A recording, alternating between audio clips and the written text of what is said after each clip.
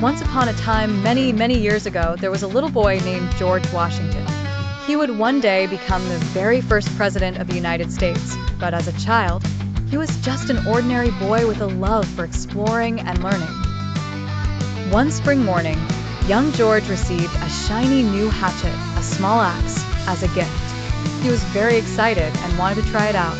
Full of curiosity, George wandered into his family's orchard where many cherry trees were growing. Among the trees stood a beautiful young cherry tree, and it caught George's eye.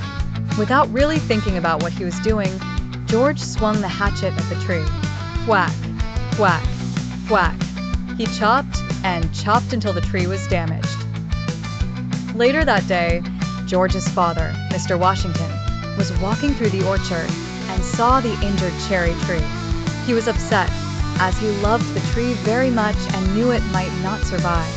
He wondered who could have done such a thing. When he reached home, Mr. Washington called George to him and asked gently, "George, do you know who cut down this tree?" George hesitated for a moment. He knew he could lie, but looked at his father and decided he had to tell the truth. "I cannot tell a lie, father," George said bravely. "I did it with my hatchet." George's father was silent for a moment. Then he smiled and hugged his son. "I'm proud of you, George," he said, "more than I would have been if you had 1,000 trees. You have shown courage and honesty, and these are more valuable than any tree."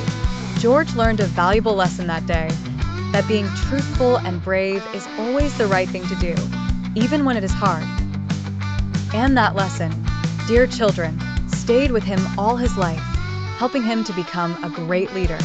And so, George Washington grew up to be a man who was admired for his honesty and his strength of character, qualities that helped shape a new nation.